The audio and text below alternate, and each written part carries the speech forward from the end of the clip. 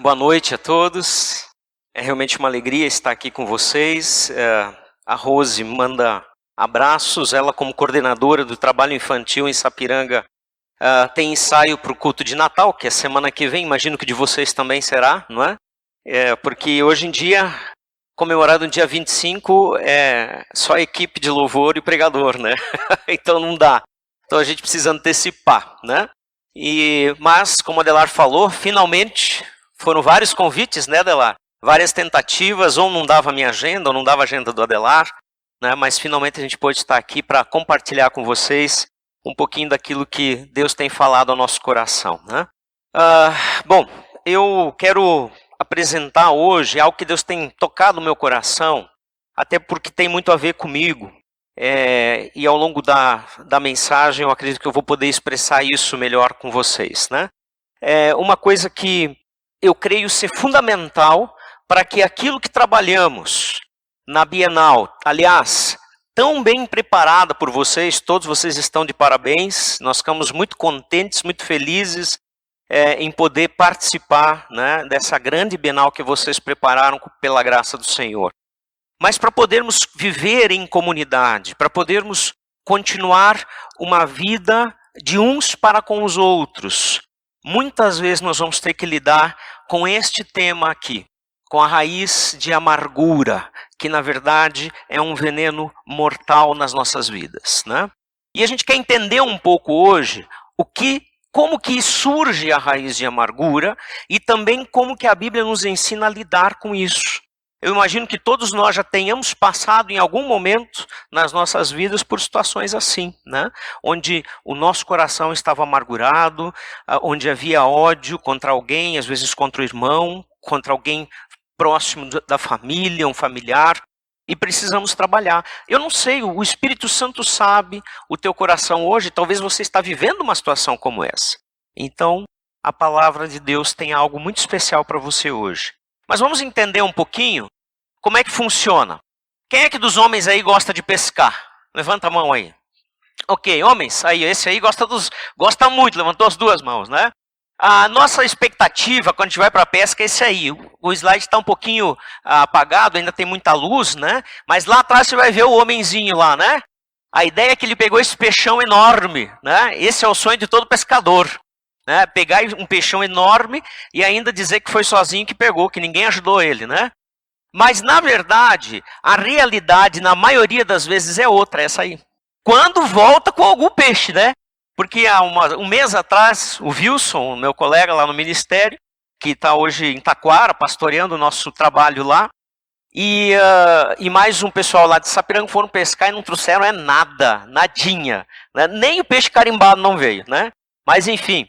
Então, essa muitas vezes é a realidade. E o que sobra diante disso? A gente vem para casa com uma tremenda frustração. Uma tremenda frustração. Poxa, eu queria pescar, fui só dar banho na minhoca, não fiz mais nada que isso. E é uma frustração. E muitas vezes é exatamente isso que acontece com relação à nossa ira e com relação à amargura. As nossas expectativas em relação ao próximo, ao nosso cônjuge, aos nossos pais, aos nossos filhos, familiares, ao colega de trabalho, em relação ao chefe, é uma. E quando ela é frustrada, quando a realidade apresentada nos frustra, aí surge a mágoa. E que muitas vezes é alimentada no nosso coração, vai crescendo e se torna então na tal raiz de amargura que a Bíblia trata. Essa é, a maioria das vezes, a verdade do que acontece. Então, o que nós queremos ver hoje? Que a amargura, ela é fruto da ira não tratada e contamina a muitos, de acordo com a Bíblia. Eu não sei, espero que vocês nunca tenham passado por isso, mas nós tivemos, por volta de 2008, 2010, na verdade, nós tivemos um grande problema na Aliança Bíblica de Sapiranga, onde uma única pessoa, amargurada, fez um estrago na igreja tão grande que nós perdemos 100 pessoas. 100 pessoas. Uma única pessoa contaminou a muitos. Foi essa a realidade. Nós tínhamos 230 pessoas em células, né? E no final de 2012, nós estávamos com 130 pessoas. Né, com resultado daquela raiz de amargura, foi se espalhando, e por não ser tratado, e muitas pessoas, na grande maioria das pessoas, na grande maioria delas eram pessoas não maduras, pessoas que ainda estavam novas na fé, alguns que nem se converteram, mas que já iam participando há muito tempo, e que estavam num processo e poderiam ser ganhos através da célula, já participavam da célula, mas ainda não tinham tomado uma decisão por Jesus. Um grupo inteiro saiu, uma célula inteira saiu da igreja. Né? E por quê?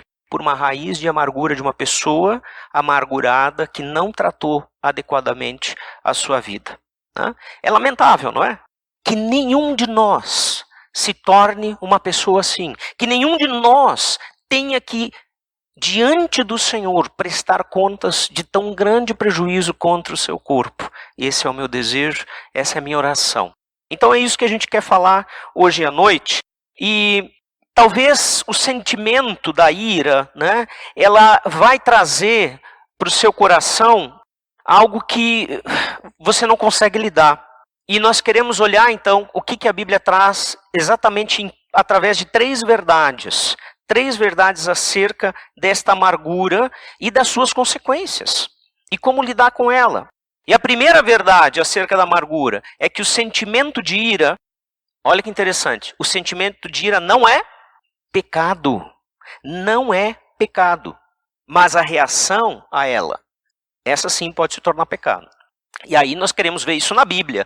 Não adianta eu vir lá do vale, né, lá de Sapiranga, e trazer algo para vocês que não é a realidade bíblica. O que nós queremos é justamente ver o que a palavra de Deus fala a esse respeito.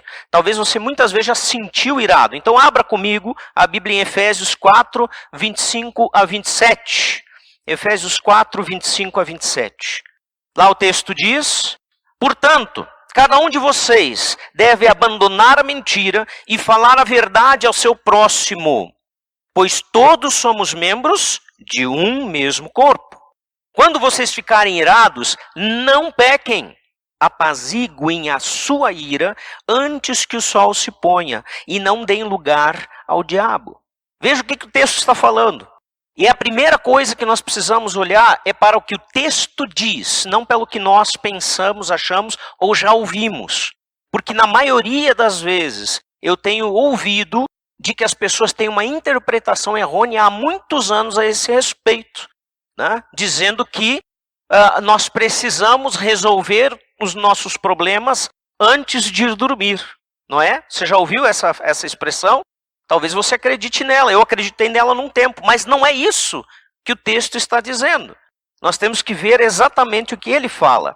Então, o versículo 25 é na verdade uma introdução ao assunto, né?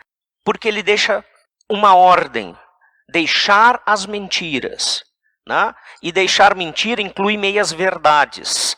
Quem é que já não pensou, né? Ou se beneficiou, entre aspas, dessa situação? Não foi meio uma mentira, né? Eu só omiti, foi uma meia verdade. Uma meia verdade é o quê? É mentira.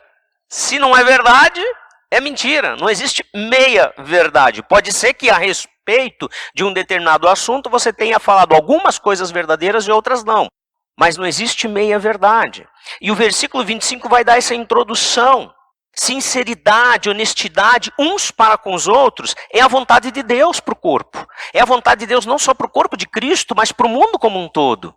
Isso deve valer, inclusive, para as pessoas não cristãs. Numa empresa, se você usar de mentira para tirar vantagens e você for pego sobre isto, o que vai acontecer? Você corre o risco de perder seu emprego. Mesmo que ninguém da empresa seja cristão, porque é um valor da sociedade baseada sim na palavra de Deus, na vontade de Deus. Então não usar de falsidade. A nossa verdadeira opinião deve ser colocada, mas com devido respeito pela integridade do outro. Então a primeira coisa que muitas vezes traz ira ao nosso coração é porque nós não somos verdadeiros uns com os outros. Porque não somos sinceros uns com os outros. É claro que eu não vou olhar para o irmão, né? O irmão João, tem algum João aqui? Tem? Ih, vou achar outro nome então. Né? Então não é José, tem José? Tem o Predebon. Pai, é José, é? O Predebon que é José? É? Então tá, pode ser tu mesmo, Predebon. Tu eu posso. Olha só, chego pro Predebon e digo, Predebon, mas teu cabelo tá horrível hoje. Que ele tem, qual é a tendência dele responder? Mas eu pelo menos tenho cabelo, ele vai dizer, né? E aí começa a chateação um com o outro, né? Não é esse tipo de verdade, não é a verdade que ofende, é a verdade em amor que nós temos que apresentar. E aí o versículo 26 vai dizer, irai-vos e não pequeis. Ou seja, quando vocês se irarem, não pequem, porque é impossível não se irar. E daqui a pouco nós vamos ver um outro texto no Antigo Testamento que fala a mesma coisa. Então a ira, ela é um sentimento, e sobre os sentimentos você e eu não temos controle. Quer ver? Você pode fazer um teste aí. Né? Pede para alguém do teu lado botar a mão no chão e você pisa em cima. Aí a pessoa que levou o pisão não pode sentir dor. É possível isso?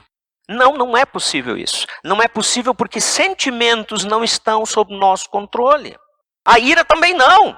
Né? Se o seu irmão te ofender profundamente, do nada, imediatamente surge de dentro de você uma sensação de frustração por causa da expectativa de amor que você tem do irmão, e imediatamente a ira. Quem é que nunca passou por isso? Todos nós já passamos por isso. Essa sensação, ela não está sob nosso controle. Por isso que a Bíblia diz, não irai-vos. Ela diz, irai-vos, mas não pequem. Essa é a questão. Então, o mais importante é considerar que nós temos que olhar... vamos passar. Aí, tá? Então, quando vocês ficarem irados, não pequem. A ira não é pecado, definitivamente. E como que nós podemos nos zangar, né, com alguém e continuar mantendo um relacionamento como Deus quer? É quase impossível. Ou pelo menos parece impossível, né? E nós temos que lembrar que os sentimentos, né, são curados por Deus, não pelo tempo. É verdade que Deus cura no seu tempo. Mas essa história de dizer o tempo vai curar, tempo não cura nada. Se você não submeter a sua ira a Deus, o tempo vai fazer com que você fique amargurado. Isso sim, porque cada dia que passa você vai ter mais raiva. Eu vivi isso durante 2 anos na minha vida. Eu era recém-casado, nós ainda não tínhamos a nossa filha Ana Laura, a primeira filha, e eu ia trabalhar de bicicleta. Lá no Vale a gente usa muito a bicicleta, morávamos ainda em Três Coroas, minha cidade natal. E teve uma situação que eu fiquei muito irado com um presbítero da igreja. E esse presbítero era uma igreja luterana, né, de confissão luterana, porém com um trabalho de avivamento, de conversão, muitos convertidos. Esse presbítero era para ser convertido também, Deus o sabe, eu não sei, mas Deus o sabe. E nós tivemos uma grande desavença e ficamos mortalmente machucados e feridos um com o outro. Ele passava por mim, e para piorar a gente morava no mesmo bairro, né? Então quando eu voltava do trabalho eu passava por ele. Ele no carrão dele, né? E eu na minha bicicleta, a Judite, né? Então a Judite, quando eu falo Judite, não é outra, tá? É a minha bicicleta que eu levava inclusive a Rose. Então, e aí a gente trocava olhares furiosos. Era terrível, ele tinha uns 20 anos mais que eu, e eu muito irado com ele, e dava para perceber que ele tinha a mesma ira. Eu tenho certeza que se ele pudesse, ele passava por cima da minha bicicleta, de mim, com o carro dele, né? Enfim, isso durou durante 2 longos anos, e isso me fez muito mal, muito mal. Até que um dia eu fui conversar com uma irmã na fé, que estava fazendo o 1º ano do Seminário Teológico de Gramado, e ela disse, fazia ministério com o nosso grupo de jovens, ela disse, Giovanni, tu sabe o que tem que fazer. Eu falei para ela o que estava acontecendo no meu coração, ela disse, tu sabe o que tem que fazer. Você precisa pedir perdão da sua parte. Marli, eu sei, mas é tão difícil, mas é possível. Essa é a tua parte. Mas Marli, ele não vai pedir, isso é problema dele. Mas Marli, se eu falar para ele que eu fiz errado a minha parte, ele vai pisar em mim. Entrega para Jesus. E ela foi firme comigo. E eu reconheci Deus falando através dela. Porque eu sabia dessas coisas todas. Na verdade, foi só aquele puxão de orelha. E eu marquei para ir conversar com ele. Liguei para o escritório dele, a secretária disse só um momento. Eu disse, preciso falar com fulano. E só um momento, e ela disse, olha, ele não pode atender hoje. Pois é, mas eu precisava muito falar com ele, então peça para ele que eu só preciso marcar um horário para conversar com ele a hora que ele quiser. Só um momento.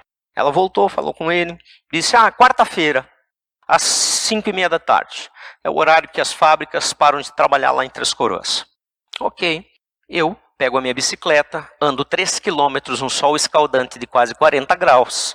Chego lá, molhado de suor, entro e espero e digo, olha, eu vim falar com o fulano. E ela diz, só um momento. Depois de quase meia hora, quando o ar-condicionado já tinha me congelado com o suor, né? Ela disse, ele não pode te atender hoje. Ok. Ele deu alguma data? Não. Então, até logo. Pego a minha bicicleta, né? Já quase congelado, volto para o sol de 40 graus, né? E vou para casa. Imagina como? Feliz, alegre. Senhor, por que, Senhor? Por que eu tenho que pedir perdão para esse crápula? Vai, Giovanni, para casa. Tu sabe o que tem que fazer. No outro dia eu ligo de novo. A secretária outra vez e diz, olha, ele vai receber você tal dia, não lembro mais que dia foi. Na casa dele, às 8 horas da noite. Era meu vizinho, opa, ficou mais fácil, de noite, já não é mais tão quente. E eu chego lá, ele me recebeu, fora de casa, no quiosque. E eu fiz o que eu tinha que fazer. Eu vim aqui, Senhor, pedir perdão por tal e tal e tal situação. E não coloquei as minhas razões, só pedi perdão pelo que eu falei de errado. E sabe qual foi a resposta dele? Sim, eu te perdoo. Não, não foi. Peru de merda, eu sabia que tu ia vir pra cá pedir perdão pra mim. Desculpa pelo palavrão, mas foi o que ele disse. Eu sabia.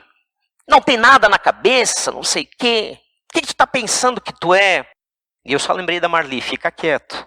Aguenta, entrega para Jesus. E eu dizia, Jesus, só tu. Quando ele terminou de me ofender, eu disse, pois é, meu irmão, mas eu ainda queria saber se você me perdoa. Não, tá, eu te perdoo. E assim a gente se despediu e terminou o problema. Mas Giovanni, como que terminou o problema?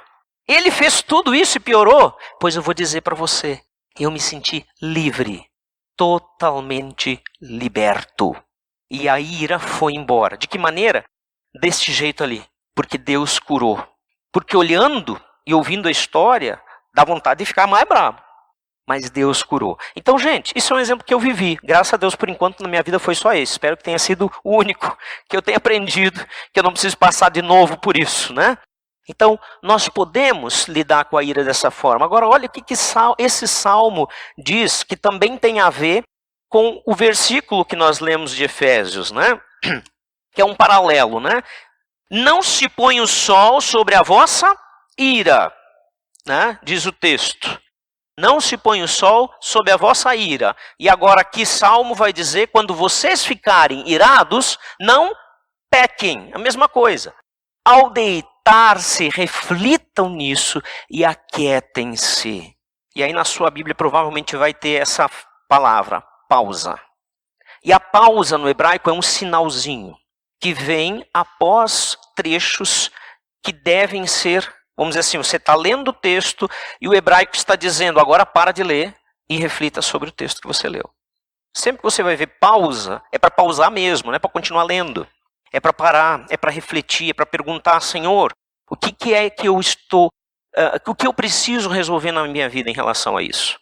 Então veja, o sol não é para se pôr sobre o quê? Sobre a vossa ira. Sobre a vossa ira, não sobre o problema. Então vai refletir, para um pouco, pensa, quantas vezes você já brigou e depois de acordar, teve aquela sensação terrível, pá, o que eu fiz ontem? Se eu pudesse voltar atrás. Por que você tem essa sensação? Porque depois de dormir, o seu coração, a sua alma se aquietou. E você percebeu que poderia resolver de outra forma, e não conforme a ira que você teve e que motivou você. Não é verdade? Agora imagina, se realmente nós tivéssemos que resolver os problemas antes do sol se pôr, imagina a esposa, 6 da tarde, pega o telefone do marido e descobre que ele está traindo ela com a melhor amiga. Bom, se eu creio que eu tenho que resolver o problema antes do sol se pôr, antes de dormir, eles precisam resolver esse problema, marido e mulher. Tem como?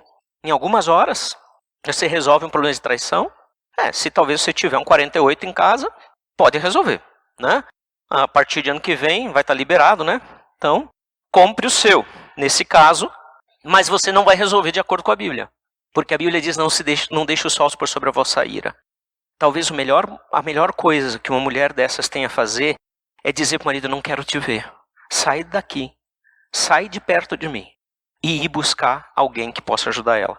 Deixar as coisas. E aí, com certeza, não vai ser só uma noite. Então, não brigue mais por causa disso, tá? A ira não é pecado. Vamos adiante. Aqui eu já passei, já falei, só não passei, desculpa. Aqui. A segunda verdade que nós queremos falar a respeito da amargura é que a ira não resolvida, sim, vai gerar esta amargura pecaminosa. Então, na minha situação, na minha história, realmente eu estava em pecado. E como é que ficou a história do homem? Isso é um problema, era um problema dele, porque ele já é falecido. E ele faleceu sem nunca me pedir perdão, né, anos depois. Ele faleceu jovem, vítima de um infarto. Isso é um problema dele com o Senhor. Isso não é uma coisa que eu tenho que resolver. A minha parte eu fiz, né?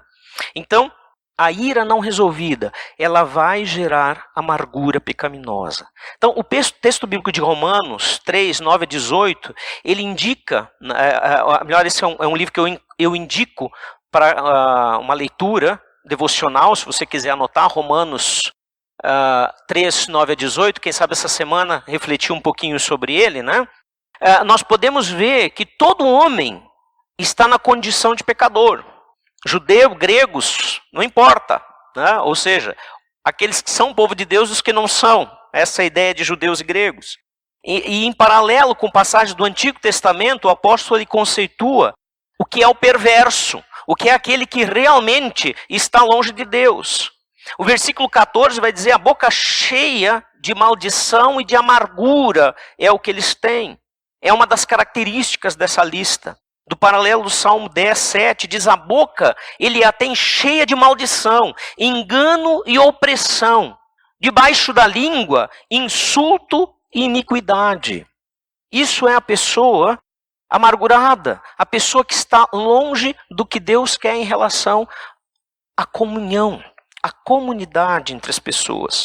O versículo 18 vai concluir dizendo, não há temor de Deus diante de seus olhos. Então, querido, a amargura, ela diz respeito a Deus, não há temor de Deus diante dos seus olhos. Voltando para Efésios, capítulo 4, versículo 31 e 32, deixa eu passar aqui, daí você pode também acompanhar. Paulo vai dizer, livrem-se de toda amargura, indignação e ira, gritaria e calúnia, bem como toda a maldade. E aí ele diz, primeiro diz, livrem-se disso. E aí ele continua dizendo, sejam, ao invés destas coisas que vocês devem se livrar, ele diz, sejam bondosos e compassivos uns para com os outros, perdoando-se mutuamente, assim como Deus perdoou vocês em Cristo. Olha, a questão do perdão é fundamental. Mas, Giovanni, não é fácil perdoar a situação que eu vivi. Por exemplo, esse exemplo que nós falamos de uma mulher traída por seu marido com a melhor amiga. É fácil? Não é fácil. Mas o perdão não está baseado nos sentimentos, mas sim na ação do amor, na ação do sacrifício que é o amor. Então aqui nós temos a conclusão da exortação à santidade, iniciada nos versículos 25 a 27, que é o nosso texto, que fala da ira. Então nesse texto ele vai dizer isso, livrem-se de todas essas coisas e sejam estas novas, né? E o versículo 31, ele vai trazer uma lista daquilo que não é santo e se relaciona intimamente com a amargura, gente. Intimamente, nós vamos ver isso. Já nós vamos ver. Né? E que puxa à frente da fila justamente a amargura. E ele diz, longe de vós toda amargura, toda cólera, toda raiva, toda ira, toda gritaria. Longe de vós. Né? Isto não serve para vocês, mas pelo contrário. E aí ele vai dizer, no versículo 32, exatamente isso. Sejam bondosos, sejam compassivos, perdoem-se mutuamente, perdoem-se uns aos outros. Isto é o contrário da amargura. E, aliás, não só o contrário. É a ação que nos ajuda a resolver a amargura. Então, se há algo no seu coração que precisa ser resolvido a esse respeito, olhe para isso aí. Você precisa buscar essa realidade na sua vida. Não há outra saída. Porque o perdão, né, ele deixa o coração vazio de rancor e da raiz de amargura. E o perdão só tem um jeito da gente realmente experimentar ele, que é o quê? Passar o recibo de pago. O que foi que Jesus disse lá na cruz? As últimas palavras: está consumado. A palavra grega que se refere a isso é tetelestai. Talvez você já tenha ouvido falar disso. Já ouviu? Tetelestai. Tetelestai era o carimbo, a palavra que era carimbada nos contratos de dívida, que dizia está pago. O está consumado é isso. Jesus pagou. Ele pagou. Ele passou o recibo do pagamento sem a gente dar um centavo. Sem a gente fazer nada para merecer. E a nossa ordem é que a gente perdoe desta forma. Então, olha que interessante. Colossenses 3,19 vai falar sobre maridos, né? Amem suas mulheres e não as tratem com amargura. O amor é que vai ser a solução da amargura. E os homens sabem fazer isso. Não que as mulheres também não façam. Mas nós, homens, precisamos olhar para elas como a parte mais frágil, diz a Bíblia. E olha que interessante, né? Esse exercício aqui, esse joguinho, se eu só trocar uma letra da amargura, tirar o G e botar C, eu vou ter cura. E cura mesmo. Cura feridas. Cura mágoas. Cura a amargura. Então o exercício do amor sacrificial é a consequente oferta de perdão. É a cura para toda a ira, para todo o rancor, para toda a amargura no nosso coração. E em terceiro, finalizando, a amargura contamina todo o ser e se alastra pelo corpo, se alastra pela igreja. Isto é trágico, é triste e é uma grande verdade, né? Então essa é a estratégia preferida de Satanás para desmantelar o corpo de Cristo. Quando nós temos amargura no corpo de Cristo, como aconteceu lá em Sapiranga, né, entre 2008, 2009 até 2012. 2008 eu digo porque começou ali, mas começou na surdina, não se sabia. A partir de 2010, ou final de 2009, que se tornou conhecido e o prejuízo começou a acontecer, né? E a gente olha quanta energia, quantos anos nós gastamos, né, investindo energia para resolver um problema de amargura, que podia ter sido resolvido logo de início, né? Que pena. Então, a amargura ela contamina. A ira humana ela não contém a verdadeira justiça de Deus. Longe disso. E nós vamos ver isso no texto, né? Hebreus 12, 14 e 15. Hebreus 12, 14 e 15. Pode abrir comigo. E eu vou pedir que um voluntário leia para nós em voz bem alta. Hebreus 12, 14 e 15. Quem achou pode ler. Olha que coisa séria, né? Realmente é sério. O texto diz que a amargura pode excluir você da graça de Cristo. Isso quer dizer que a gente perde a salvação? Não, nós não cremos nisso, né? Mas ela pode fazer com que outras pessoas, como foi lá o caso de Sapiranga, não cheguem à salvação estando tão perto, né? Estando tão próximos da oportunidade. Cuide que ninguém se exclua da graça de Deus e que nenhuma raiz de amargura brote e cause perturbação contaminando a muitos. Que sério isso! Nós precisamos tomar muito cuidado porque ela se alastra tremendamente. É algo muito sério. E que se você não tomar cuidado, se você não olhar para a ira que está no seu coração, não entregá-la para Deus, para que Ele a cure, os prejuízos podem ser muitos. A paz para com todos, que o texto diz, ela deve ser o nosso alvo, tanto quanto a santificação. Aliás, nós temos que considerar o seguinte, que se não há paz para com todos, não há santificação. A paz para com todos é quase um requisito, bem dizer, para que você seja santificado, né? Então a amargura vai destruir, vai destruir a paz daqueles que alimentam, né? E seguindo, nós vamos ver também o texto de Provérbios 6, 16 a 19. Você pode abrir comigo lá, Provérbios 6, 16 a 19, aqui. E nós vamos ver uma situação bem interessante. Provérbios 6, 16 a 19. Abra comigo. Mais uma pessoa pode ler, agora não Adelar, outra pessoa. Aí eu poupo a minha voz aqui que já está doendo. Muito obrigado. Olha só. A gente tem aqui um texto que fala de 6 coisas que aborrecem, que incomodam a Deus, né? Que é o Espírito do Senhor. E contrastando com um pecado que é aquele que a sua alma abomina, com horror, com repulsa. Vamos entender um pouco isso, que aqui tem uma figura de linguagem do hebraico. Alguns teólogos eles definem a separação do 7º pecado apenas como um jogo determinado por gênero literário, tá? E que nós não vamos buscar entender aqui. Mas também podemos lembrar que a tradução, observando literalmente a literalidade dos termos, é uma regra, em primeiro lugar, da hermenêutica. Que você precisa ouvir aquilo que está escrito. Que a Bíblia se explica pela própria Bíblia, né? Então nós vamos ver nessa lista, os versículos 17 a 19a, define a lista das coisas que são apresentadas como a definição dos pecados que desagradam a Deus, que sim, são pecados, não é que são menos pecado, né? E aí você vai ver ali toda essa lista. Olhos altivos, língua mentirosa, enfim, tudo que foi lido, que você pode ler. Agora, na segunda parte do versículo 19, é descrito como pecado que a alma do Senhor abomina, o que semeia contendas entre os irmãos.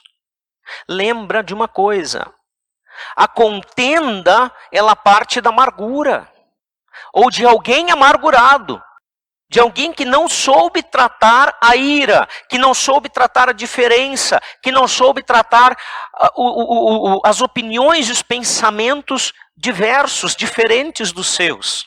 E, gente, isso acontece demais na igreja, no corpo de Cristo. Isso acontece demais nas famílias. Quer ver um exemplo? Então, estamos aproximando do Natal e do Ano Novo. O que normalmente acontece com as famílias? Elas se juntam, se reúnem. E não poucas vezes sai uma brigaiada danada. Eu não sei se aqui na Serra, né?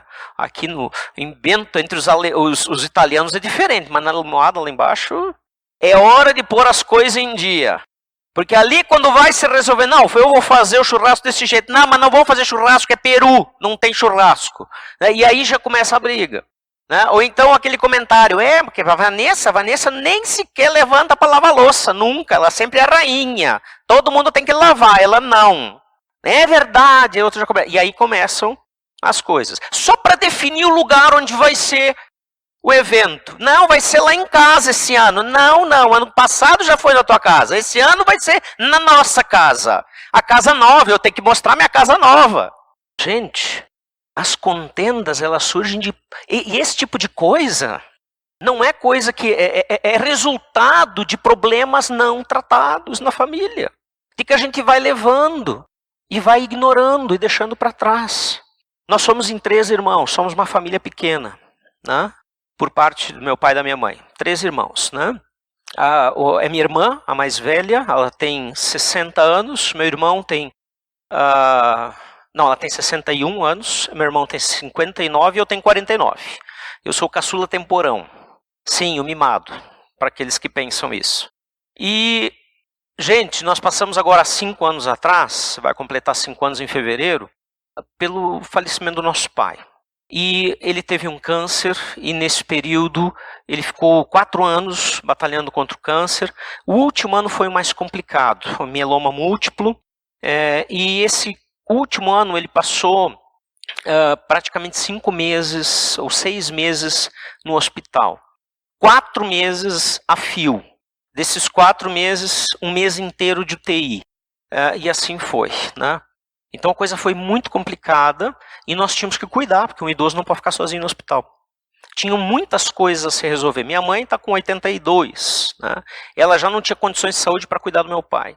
E eu louvo a Deus, porque neste momento, cada um de nós três assumiu o seu papel dentro da situação. E o nosso pai foi muito bem cuidado, foi muito bem amado, e a nossa mãe também.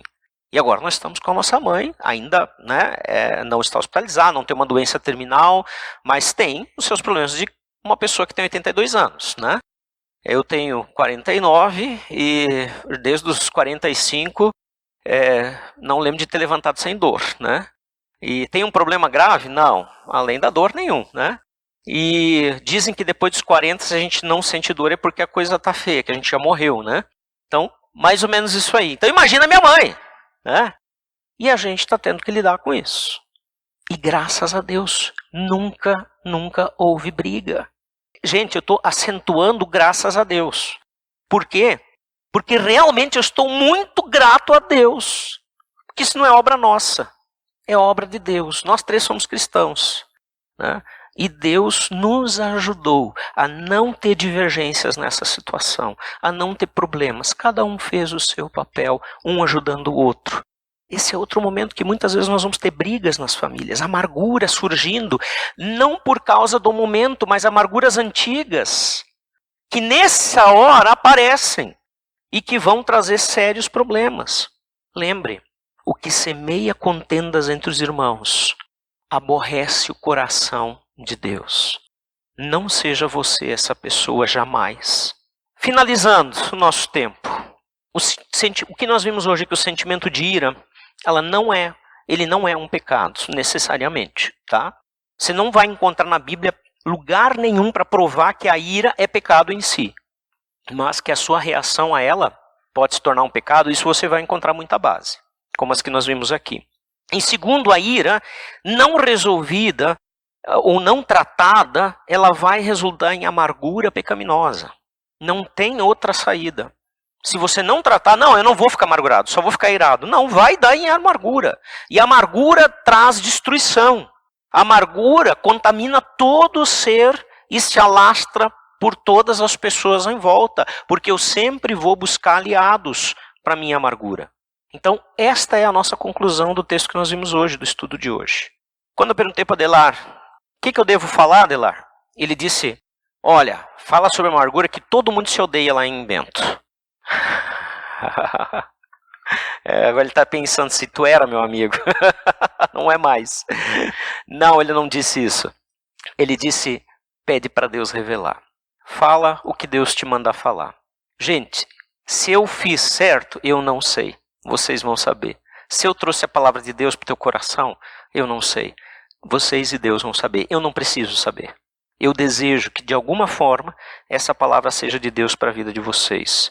E eu penso assim que a gente pode pensar, e a gente pode usar como perguntas para refletir na nossa vida, né? Será que você precisa perdoar alguém? Sem querer expor pessoas, pense em quem você precisa perdoar. Talvez ela nunca vai pedir perdão e você tenha que perdoar. Qual a medida que o Senhor nos ensina a perdoar? Mateus 6,12. Anota aí na tua Bíblia, ou abre aí ela e marque. Mateus 6,12 diz a medida exata que você precisa perdoar. Vamos orar? Pai querido, nós queremos entregar em tuas mãos os nossos corações, as nossas lutas, as nossas ansiedades e, por que não dizer, a ira e a amargura que possa haver em nós. Tu sabes, tu conheces. A palavra diz que tu esquadrinhas o nosso coração e o conheces para tratar com a nossa vida segundo a necessidade. Então nós cremos, Senhor, que mesmo que tenhamos amargura ou ira escondida dentro de nós, que quem sabe nem nós mesmos nos damos conta ainda, tu podes resolver isso. E a nossa oração é, traga cura, traga restauração e traga verdadeira comunhão entre nós e entre nossos familiares, entre nossos amigos, entre nossos colegas de trabalho, entre nossos pais e filhos e assim por diante. Esse é o nosso desejo. Que o teu povo seja conhecido pelo perdão, pelo bom relacionamento, pela vida em comunidade, pela forma de tratar os problemas e as divergências. E que isso traga mais e mais pessoas para junto de Ti por causa do nosso testemunho. Mais uma vez, Senhor, obrigado por esse tempo. Obrigado pelo privilégio que tenho de compartilhar com esses irmãos aqui e que possamos sair daqui tocados pelo Teu Espírito Santo. Em nome de Jesus. Amém, Senhor.